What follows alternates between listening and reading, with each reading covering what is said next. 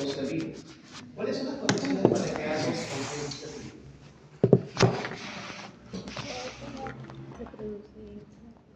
Por ejemplo, ¿recuerdan los virus? ¿No se fue con esto? Un virus necesita de qué para poder De un multiplicarse? huésped. De un huésped. Necesita de un huésped. No es capaz de mantenerse, multiplicarse por sí solo, siendo un huésped. En el caso de cualquier ser vivo, sea unicelular, eucariótico, cualquier célula requiere sí o sí de algo para poder vivir. ¿Qué requiere? Algo tiene que entrar y algo tiene que salir de toda célula, ¿verdad? ¿Qué cosa tiene que entrar a una célula para que pueda dar sus funciones normales? Pensemos una célula del colegio, de lo que han visto en biología. Recuerden que tienen organelas, ¿verdad? Cada una tiene su función. Y hay una célula, parte de la organela en particular, que es la que tiene una chamba muy importante, que es el metabolismo celular, de generar energía, ¿verdad? El ciclo de Krebs, todo eso divertido de bioquímica. ¿Qué necesita la célula para poder crear esta energía? Necesita algo. ¿Qué recibe de medio externo la célula? Nutrientes. Nutrientes. Requiere nutrientes. Es decir, la célula tiene un metabolismo celular. Todo ser vivo tiene un metabolismo. Para hacer un metabolismo necesito recibir nutrientes para crear algo que me sirva, ¿no? Como el caso de la energía, el ATP. Y una vez que hago mi metabolismo y creo esta energía, sí o sí, se produce otra cosa. ¿Qué se produce? De todo tipo de reacción metabólica. El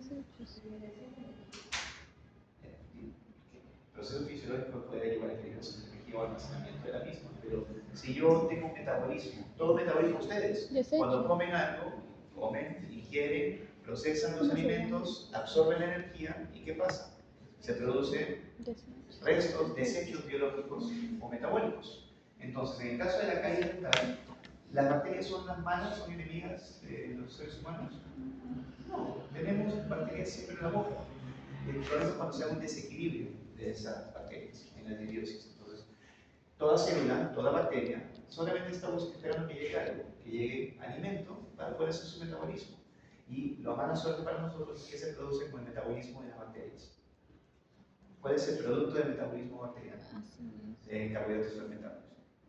¿Qué secretan las bacterias? Ácido. Hidrogeniones. Es decir, el metabolismo de las células bacterianas produce ácido.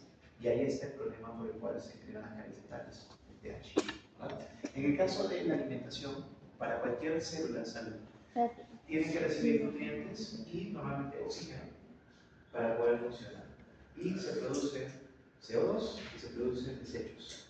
Pero este proceso, a nivel celular, ustedes ya lo han visto en bioquímica, en fisiología han visto esto, que es todo el proceso por el cual uno va a hacer la asimilación, absorción y eliminación de los nutrientes que hemos ingerido. Primer proceso por el cual asimilamos o nos alimentamos, la ingesta.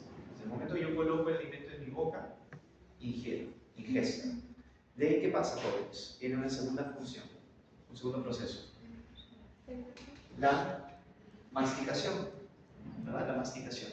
Masticamos el alimento y se forma algo. Transformamos el alimento a un bolo, ¿verdad? Formamos un bolo alimenticio. ¿Y qué pasa en la boca, aparte de masticar el alimento? ¿Qué cosa se le agrega al alimento? Saliva, como lubricante. ¿Y qué más tiene la saliva? Que ayuda también en este proceso de la alimentación. Enzimas, muy bien, como por ejemplo, escucháis la amilasa salival, por ejemplo, que va a ayudarme a empezar la digestión de quiénes? De lípidos, proteínas, carbohidratos. Justamente, los carbohidratos empiezan entonces su digestión desde la boca. Desde la boca ya estamos haciendo digestión de estos. Se forma el bolo y tragamos o deglutimos, ¿no?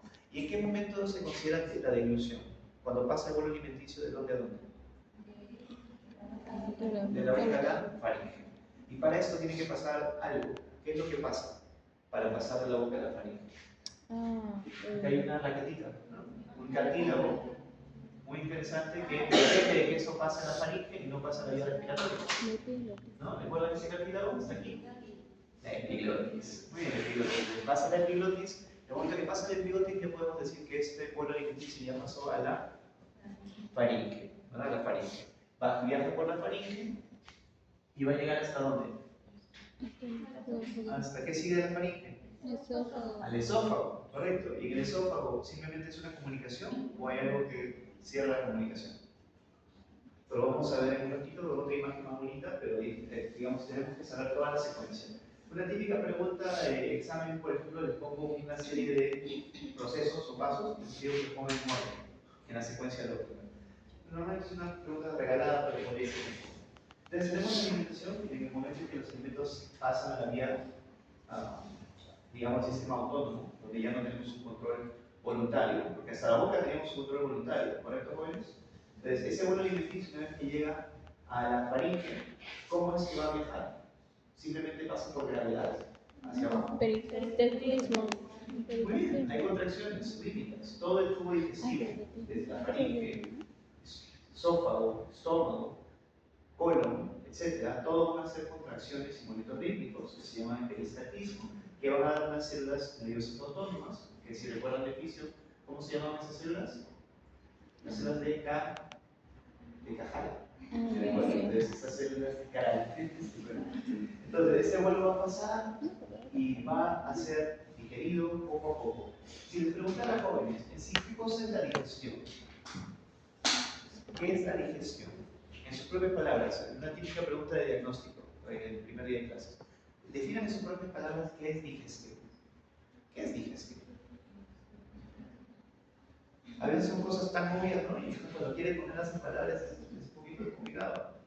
Ayer con salud casi lloran. Pongan salud en sus propias palabras, media hora.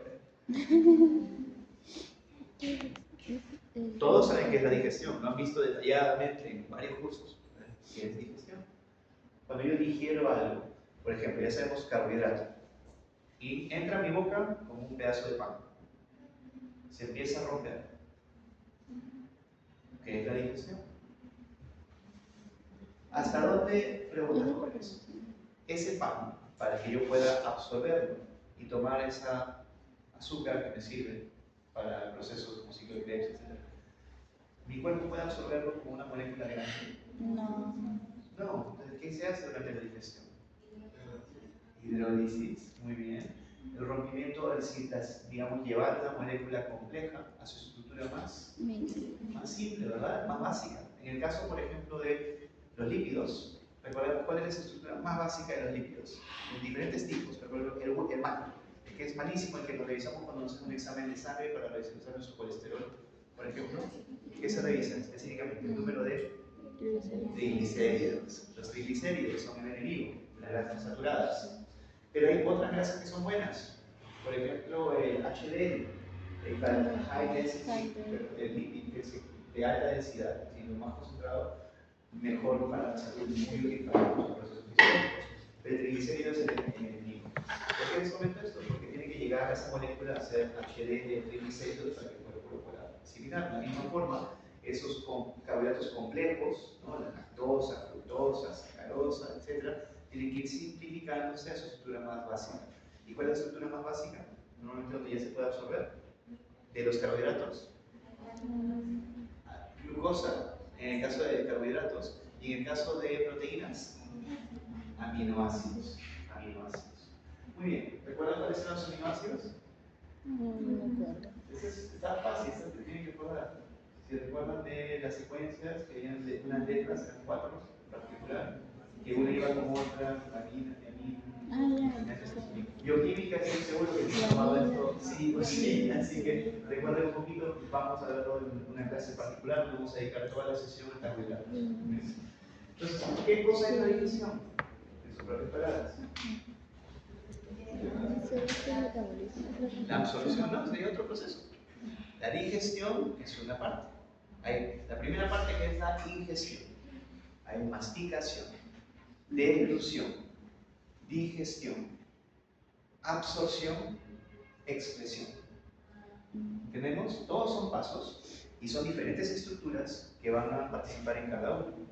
Entonces, nuevamente, la ingesta es voluntaria o involuntaria.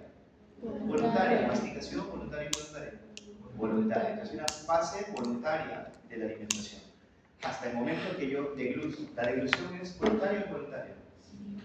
Voluntaria. Deglución es que pase el alimento. nada más. Entonces, el hecho de que se levante mi lengua y el alimento sea llevado hacia la orofaringe y después hacia la faringe propiamente dicha, es la deglución. Una vez que llegó a la faringe, el alimento ya entró en el sistema autónomo, es decir, el alimento ya va a seguir su camino, y lo más que puedo hacer para ayudarle en el camino es tal vez tomar un vaso de agua, o lo típico cuando estoy comiendo parrilla, que me pasa, que soy un cerdo, está natural, y ayuda con el vegetariano, pero no es correcto. Definitivamente, si tienes que hacer eso es porque estás haciendo algo mal durante el proceso de masticación o de deglución. Muy bien, entonces en el caso de la digestión, entonces, ¿qué cosa sería? La digestión viene a ser llevar las moléculas desde su estado natural, normal, de macromoléculas, a su estado más simple, ¿no? Micromoléculas, básicamente, de moléculas grandes a más simples. ¿Por qué? Con una finalidad. ¿Por qué será que gasto tanta energía y tantas partes de mi sistema, de mi cuerpo, se dedican a simplificar esta estructura a su más simple estructura? ¿Para qué? Para que pueda ser absorbida. Yo no podría pasar, esa molécula no podría pasar dentro de la célula, no podría pasar a través de la pared epitelial del intestino si fuera demasiado grande. Entonces las moléculas tienen que ser simplificadas hasta un punto donde puedan ser absorbidas por el cuerpo humano. Entonces la digestión simplemente podemos decir que es llevarlo a una estructura completa o una estructura más simple para justamente poder absorber esos nutrientes. Porque no me sirve de nada comer algo que no voy a poder absorber. Entonces, por ahí vienen los problemas, como por ejemplo la suplementación o la alimentación que a veces no medimos. Existen personas que pueden enfermarse por tomar demasiados suplementos. Por ejemplo, ¿alguna vez han escuchado de hipervitaminosis? Las vitaminas son buenas, pero como todo en la vida, en exceso, por más bueno que sea, puede ser malo. Puede pasar un montón de problemas que se pueden morir. Pero en el caso, por ejemplo, de los, ya les hablaba de los macronutrientes, que eran esos carbohidratos, lípidos y proteínas. ¿Qué son los micronutrientes? Así como hay macronutrientes, también hay micronutrientes. Seguramente no han escuchado, cuando hacen marketing para un producto para niños, por ejemplo, una leche nueva, un producto lácteo nuevo, dicen, está rico en vitaminas y minerales. Vitaminas y minerales. Entonces, micronutrientes, tenemos vitaminas, tenemos minerales. Pregunta, ¿cuál es la diferencia? Porque una cosa es una vitamina y otra cosa es un mineral. Hay una distinción entre los dos. Por ejemplo, si les hablo de, no sé, vitamina B1, B2, B3, vitamina C, vitamina D, y tenemos otras cosas que son minerales como hierro, zinc, ¿cuál sería la diferencia?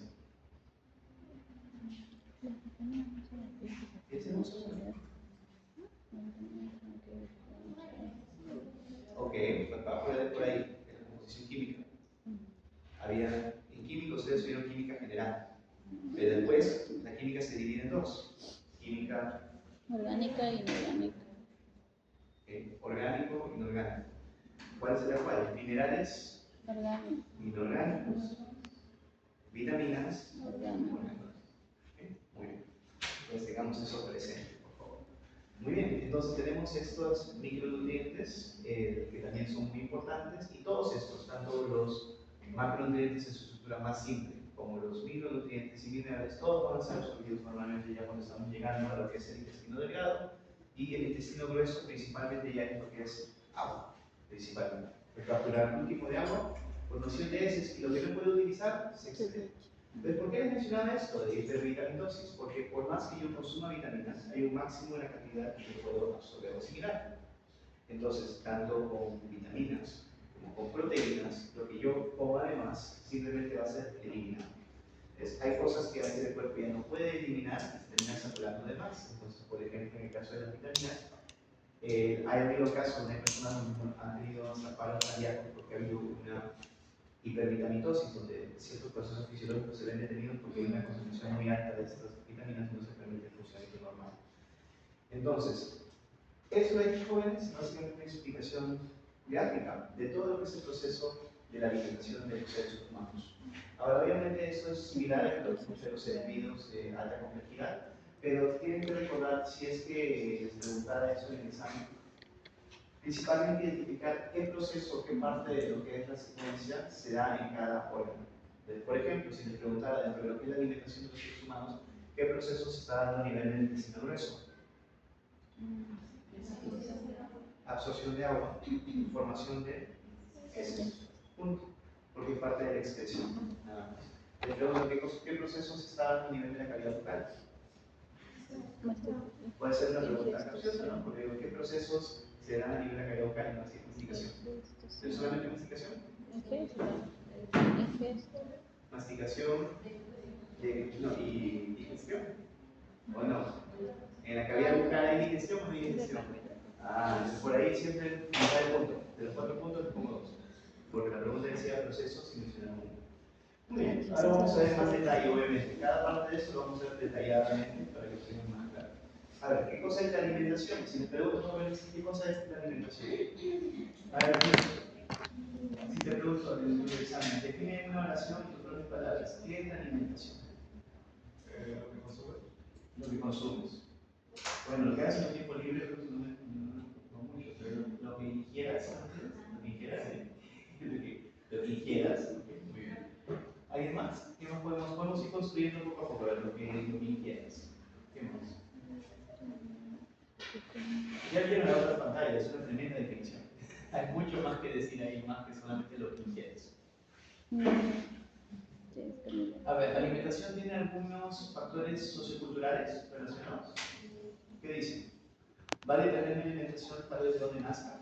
Sí. Del país. Por ejemplo, si ustedes en China, mi dieta va a ser muy diferente a China, Shanghai, versus China rural, versus Hong Kong, ¿no? Y imagínate comparado a Perú, veamos la realidad peruana. Dentro de las 3 zonas geográficas o macroregiones, la costa, sierra y selva, la dieta varía muchísimo. Por ejemplo, la dieta en la sierra es más alta en carbohidratos, habas, cancha, papa, yuca, camote, es carbohidrato intensivo. También se comen cosas más duras. Por ende, eso tendría esta dieta, que es típica de la sierra, afectaría en algo de calidad bucal. Por ejemplo, ¿de qué forma? Desgaste dental, tal vez si chacan coca. El hecho de chacar hoja de coca, que es un hábito, sí hace que haya desgaste en tu sangre, porque hay cierto apretamiento con sangre, ¿no? Pero necesitas otra cosa. ¿Qué pasa con los músculos de la cara? Cuando una persona muerde y come cosas más duras, ¿qué va a pasar? El músculo va a estar menos hipotrófico o hipertrófico. Hipertrófico. Por ende, va a estar súper desarrollado. Tú palpas tus músculos y tal vez vas a sentir la musculatura cuando muerdes. ¿Cuál es el músculo que sientes cuando muerdes? El macetero principalmente. Es el músculo que más potencia tiene y que más se desarrolla. Pero la persona que tiene este tipo de dieta va a tener ese macetero mucho más desarrollado. Mucho más. Entonces, ¿cómo hace la cara? ¿Normofacial, dolicofacial o braquifacial? Probablemente más bráquico. Tiene tendencia a ser más braquifaciales. ¿Qué más? ¿En qué más podría afectar la cavidad bucal? Esta persona que muerde bastante, come cosas duras, ya hablamos de desgaste oclusal, perfecto. Ya hablamos de a nivel de los músculos de la cara, perfecto. ¿Qué cosas va a verse afectadas? Sí o sí, estamos hablando de movimiento. ¿Dónde está el punto de movimiento, de articulación de la cara? La ATM. ¿La ATM va a ser afectada? Sí, claro que sí. Esta persona va a tener mucho mayor posibilidad de tener dolor orofacial o de variante, porque va a tener problemas a nivel de ATM. Donde tú tengas una mayor carga masticatoria, normalmente donde te fastidia es en el ATM contigo, es decir, donde tienes un contacto prematuro o tienes una molestia a la hora de masticar. Otra vez las personas tienen la costumbre de masticar más por un lado que por otro. Entonces, por ejemplo, donde tú mastiques más o tengas este hábito de enfocar la carne o el bolo alimenticio, la ATM contralateral es la que a veces sube. Y finalmente, ¿en qué vamos a afectar al diente? Ya hablamos de ATM, músculos. ¿Qué nos falta el sistema estomatognático? Hablamos de los dientes, el desgaste. ¿Ya? ¿Qué nos falta de los 4 componentes del sistema estomatognático? Periodonto. Muy bien. ¿Qué parte del periodonto se va a ver afectada en estos pacientes que tienen esa dieta andina? ¿Cuáles son las partes del periodonto? Encía, hueso, ligamento periodontal. ¿Estamos? Perfecto. ¿Cuáles de estas se van a ver afectadas por una persona que tiene una dieta dura? Piensen un poquito. El ligamento periodontal. ¿Qué va a pasar con estos pacientes? El ligamento periodontal en un paciente que tiene una dieta dura va a fibrosarse, va a engrosarse. Entonces, así como cuando entrenamos un músculo, las fibras musculares empiezan a engrosarse y cambian de su naturaleza, esas fibras de ligamento van a engrosarse. Por ende, para una extracción, van a sufrir mucho más, va a demorarse probablemente el doble o el triple de lo que demoraría en un paciente que fuera de la cosa, fuera de sincero. ¿Y por qué? Porque tiene un tema de dieta. Entonces hay cositas que pueden ir extrayendo dentro de lo que es la dieta de la persona, a qué problemas podríamos presentar en esta población. Por ejemplo, tenemos una población masivamente de tienen dieta similar a esta, podemos pensar que vamos a tener muchísimos problemas de trismus, problemas de ATM, dolor facial, etc. Entonces podemos planificar para nuestra intervención según ese criterio. Y yo, si me voy a ir a hacer mis serums a la sierra, me voy llevando ya mi láser diodo de baja potencia porque sé que va a ser muy bueno para la terapia de ATM, de dolor muscular, etc. Y también para que pueda ayudar con la cicatrización después de que destruye ese pobre papilas y encía, porque para extraer esos dientes no hay nada que conservar la papila dental, no la terminan haciendo polvo. Muy bien, entonces jóvenes, ¿qué cosa es la alimentación? A ver, si podemos ver en voz alta, por favor, si no estás aquí. ¿Pueden leer en voz alta para todos? ¿Qué es la alimentación? La alimentación es la acción de la vida de alimentarse según el fin de la Real Academia Española. Esta es una palabra que proviene del latín alimentio, que quiere decir alimento. La alimentación es la acción por la cual la persona suministra alimentos al organismo, es que incluye la selección de alimentos, la preparación, obtención y su gestión al menos estimadas por determinadas sustancias que llamamos nutrientes, determinadas se necesitan para poder mantener una buena salud y prevenir enfermedades. Muy bien, entonces, a ver, la definición en dos palabras, ¿qué sería? ¿Qué es la alimentación? Lo más simple posible, según la Real Academia Española. Son dos cosas, ¿no? Es la acción de alimentarme y el efecto que esos alimentos tienen sobre el cuerpo. Es decir, tienen que recuerdan eso, le ponen sus propias palabras y tienen esa respuesta resuelta. Pero también tiene que ver mucho con la selección de esos alimentos, tiene que ver con temas culturales y, por ejemplo, también tiene que ver con las necesidades de cada uno. ¿Pueden leer esta segunda parte por encima? Todo esto depende de las necesidades de cada individuo, disponibilidad de dichos alimentos, región, cultura y situación económica o social, entre otras. La alimentación es acto o proceso voluntario que se aprende a lo largo de la vida y uno de los más fundamentales del mundo de los seres vivientes, debido a su relación a la supervivencia diaria de estos. Muy bien. Particularmente en países como el nuestro, la alimentación cobra una especial relevancia, ¿no? Más allá de una necesidad, el peruano disfruta mucho de la comida y somos muy orgullosos de nuestra comida nacional. De hecho, somos uno de los países probablemente que más come en el mundo en el tema de ingesta. No somos de los mejores alimentados, que es una ironía, pero bueno, ya lo veremos en su momento. Pero, ¿qué pueden extraer de esto? La alimentación es compleja, pero tiene varios factores relacionados. Entonces, por ejemplo, si te preguntan en el examen, ¿cuáles son los factores relacionados a la alimentación? Factores determinantes de la alimentación de los seres humanos. Podrían ser factores como cultura, religión,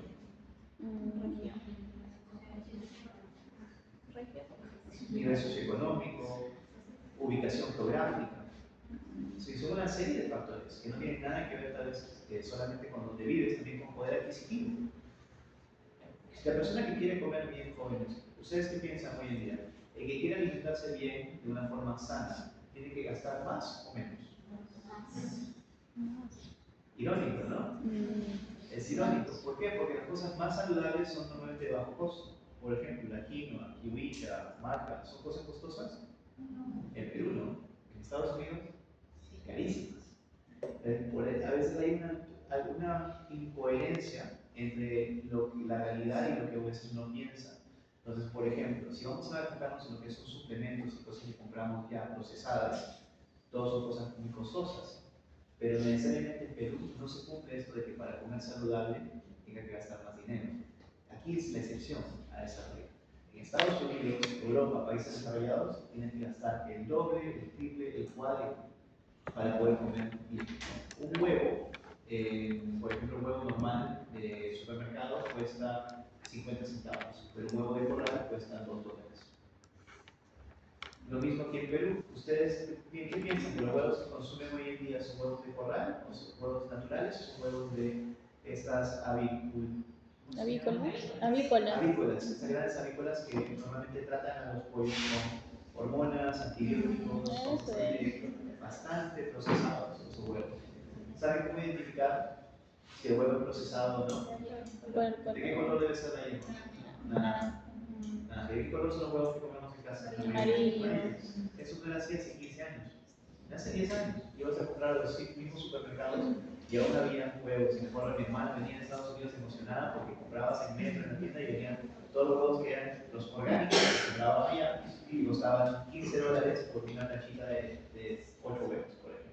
Entonces, el tema de alimentación es muy relacionado a temas culturales, socioeconómicos y muchas veces hasta por temas de modas.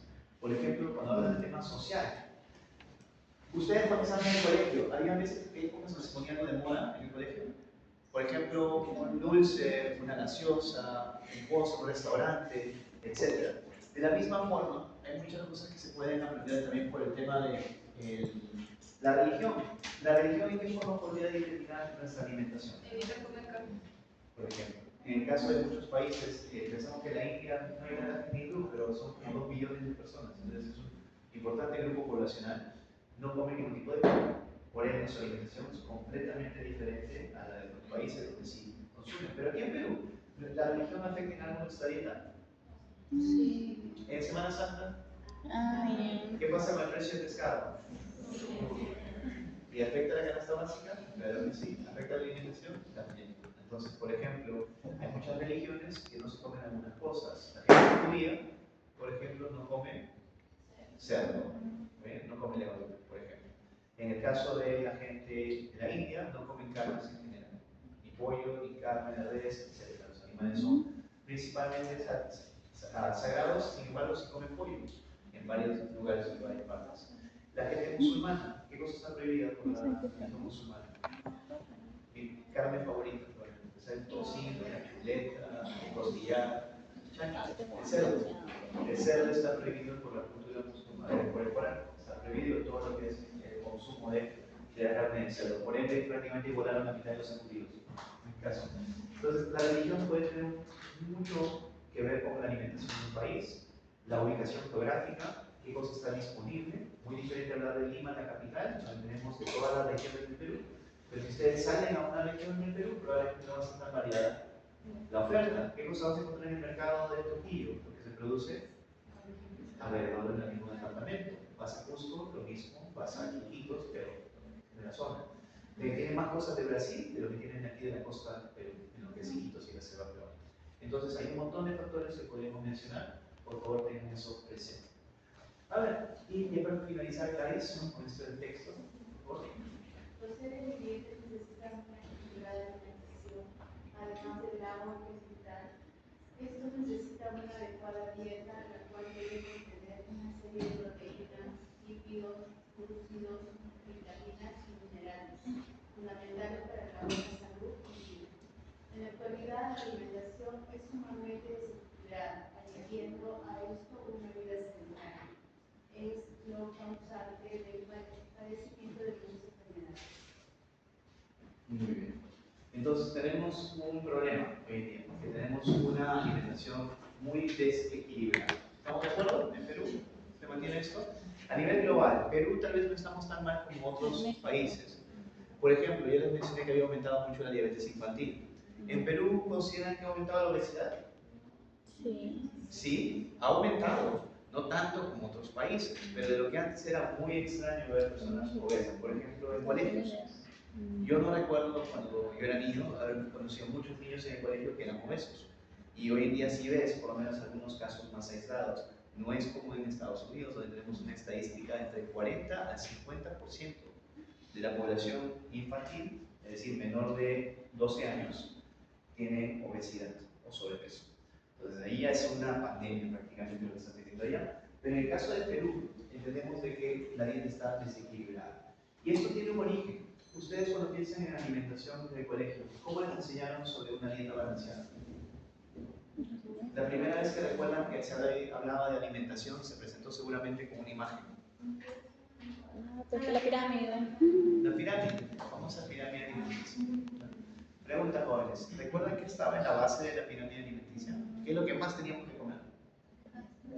Carne estaba abajo.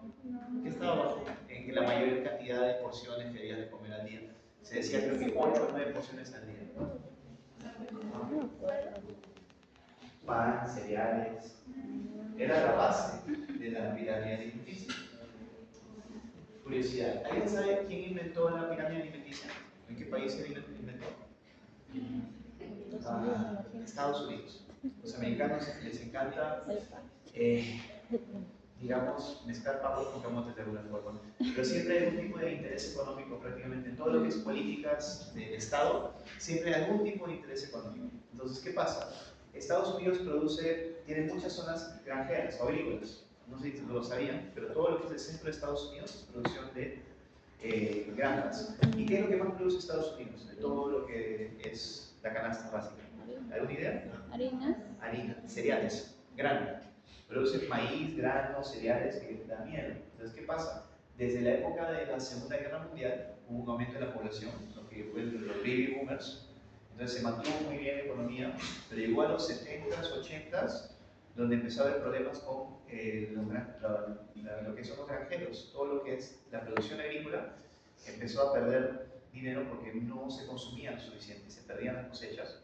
Entonces, ¿qué cosa hizo el Estado? Como en cualquier país socialista, Estados Unidos no hace eso normalmente, pero lo hizo, subvencionar. Entonces el Estado le compraba. Ya que nadie te está comprando en el mercado, yo te voy a comprar para que puedas vender tu producto. Y todo eso empezaron a tratar de exportarlo y empezaron otros temas relacionados. Pero ¿por qué les cuento esto? Porque una política del Estado, para poder asegurar que haya mayor consumo de estos granos nacionales, hay que fomentar. Y se pusieron de acuerdo en el Ministerio de Salud y el Ministerio de Agricultura para sacar lo que era la pirámide nutricional. Y la pirámide nutricional apuntaba a fomentar más que una dieta balanceada, un mayor consumo de harina, cereales y granos. ¿Para qué? Para favorecer de alguna forma la producción de Estados Unidos. Ahora, curiosa coincidencia, ¿cuándo apareció esta pirámide? Apareció en los años 80 y se fomentó muchísimo en los 90. Coincidencias de la vida, ¿cuándo empezó a aumentar la tasa de diabetes? En los 80s y en los 90s. Obesidad infantil. Después de esas políticas. Entonces ahora obviamente hay una contramarcha bíblica y todos estamos muy alarmados por el uso de carbohidratos, pero entendemos de que este ha sido un mal que fue propagado prácticamente por la acción del Estado. Entonces, para que no idea, que no hay siempre que confiar 100% en todo lo que nos dicen. ¿Por qué? Porque a veces uno tiene que también tener un cuestionamiento de las intenciones detrás de una otra política del Estado. Y Estados Unidos es la excepción, entonces mucho menos nuestro país no es una cosa que nos pasa. Muy bien, entonces, ¿ya para terminar? Para tener una buena y saludable alimentación se creó la pirámide nutricional, que fueron creadas desde el comienzo de la década de 1970 y han sido modificadas o actualizadas al recorrer de los años. La misma está compuesta por grupos, donde primero se compone por cereales, arroz, luego le siguen las verduras y legumbres frescas, seguidas las frutas frescas, luego aceites y grasas y el siguiente grupo con productos lácteos. Y el último grupo compuesto por carnes, pescados y legumbres secas. Esta es la versión que introdujo el Departamento de Agricultura de los Estados Unidos y fue actualizada en los años 2011. Pero la de 2011 ya pasa. Pero si ustedes buscan en internet, creo que no lo tengo aquí en este PowerPoint, lo tengo en otro, la antigua. Y van a comparar la actual con la original. Y ahora te la cuenta. Porque es de 8 o 9 porciones a 2 o 3 porciones. Es el triple o cuádruple de lo que se ha combinado anteriormente. Entonces, ¿qué cosa es la alimentación? Las características de esta. Bueno, la alimentación en sí va a verse afectada por, nuevamente, las costumbres y los hábitos alimenticios de esta comunidad. Entonces, el estilo de vida de una persona, tanto qué cosas come como qué tanta actividad física hace, van de la mano. ¿Por qué les digo esto? Porque por más que todo tal vez coma una dieta alta en carbohidratos, si tengo bastante actividad física y gasto esa energía, voy a tener sobrepeso y problemas de salud. No necesariamente. Entonces, por ejemplo, les puedo mencionar otros países, pero es el único país donde se consume una alta cantidad de carbohidratos. ¿Cuál es otro país emblemático? ¿O qué comida tiene un montón de carbohidratos? Que a mí también me encanta. Mi favorito de Garfield. Italia. La pasta, la lasaña, la comida italiana. ¿O no? Los italianos son gordos, obesos. Algunos si tienen la oportunidad de viajar. Italia no tiene problemas de obesidad. No, de hecho es una dieta, la dieta mediterránea. ¿Por qué será si comen tanta pasta? Y la pasta es carbohidrato, la pasta engorda, claro que sí. La pasta de ellos es mejor que la de acá. Es pasta que se prepara con menos ingredientes y acá hay mejores ingredientes. Entonces, tiene que ver con hasta la preparación. La preparación. Por ejemplo, ¿qué cosa define que una pasta se asimile más o nos engorde más? El nivel de cocción de la pasta. Por ejemplo, ¿cómo comen los italianos? Al dente. Es al dente. La pasta suave, así toda, que metemos en la olla y la tenemos ahí media hora más en el fuego, que sale toda blanda o suave, dura. La pasta al dente es cuando es un poco tiesa, firme. El italiano la come en ese estado, por ende no se asimila de la misma forma, porque la digestión es la misma.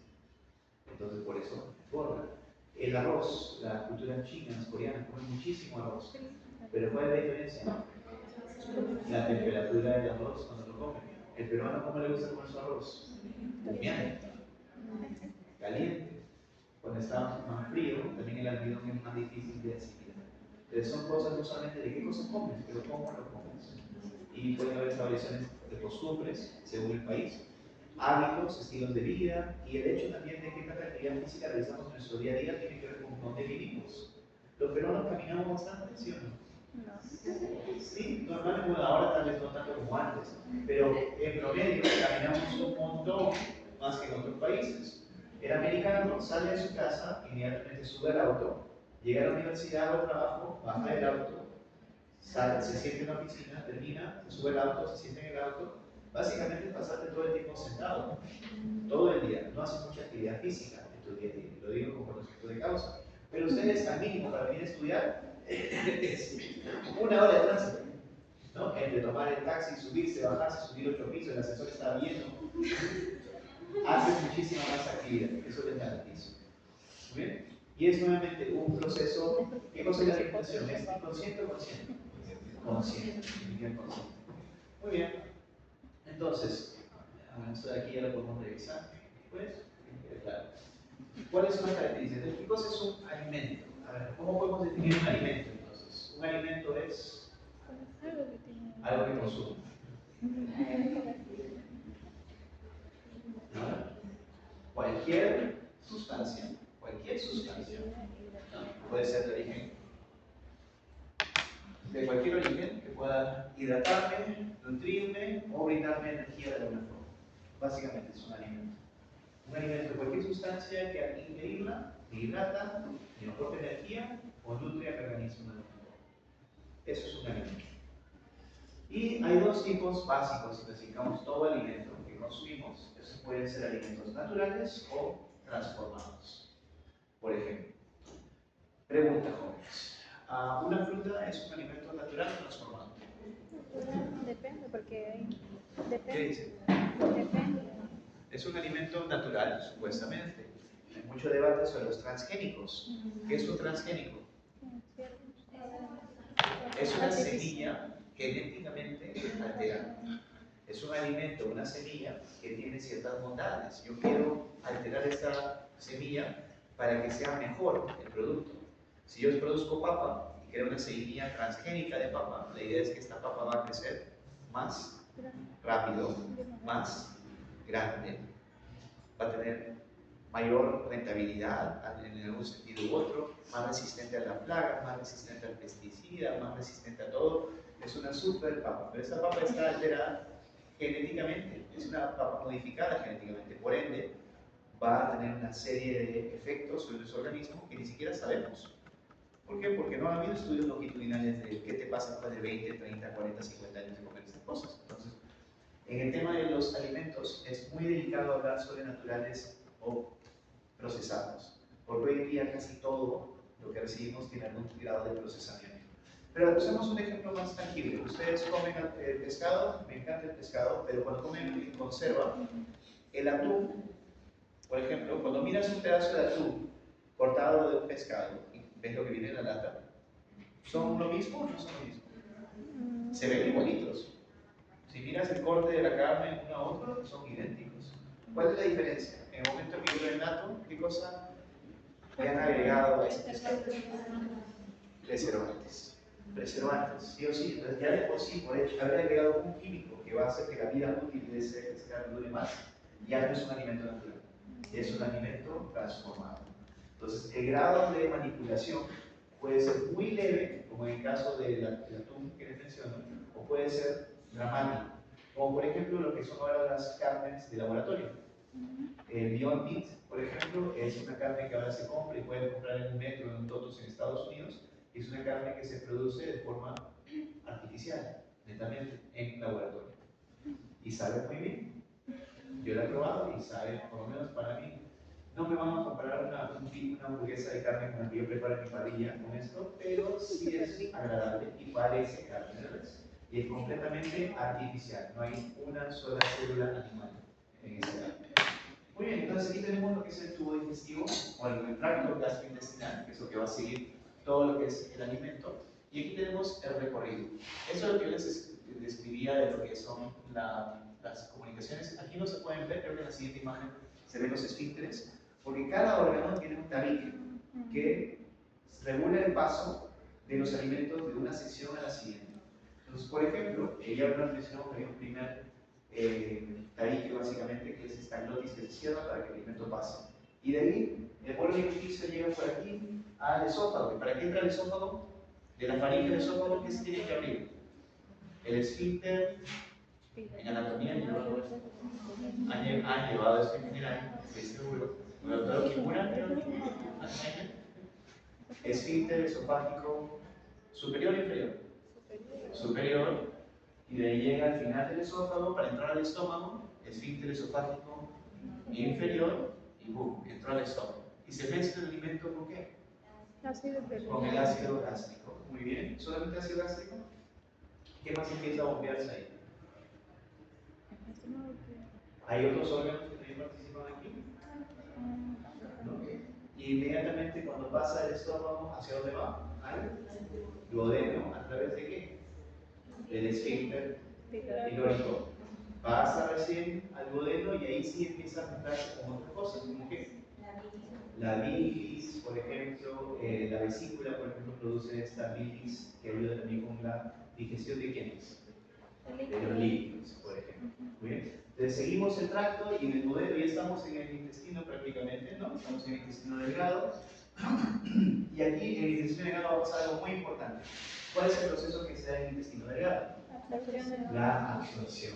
Aquí es donde se absorben todos los nutrientes que el cuerpo pueda necesitar y finalmente llega al intestino grueso donde se absorben algunos elementos básicos, pero principalmente que se absorben los principalmente. Muy bien, entonces aquí tenemos versos jóvenes. ¿A qué hora terminó con ustedes? ¿10 y 20? Uy, la diagnóstica. Ya, hay que hacer la diagnóstica por aquí rapidito. ¿Saca una hoja, por favor?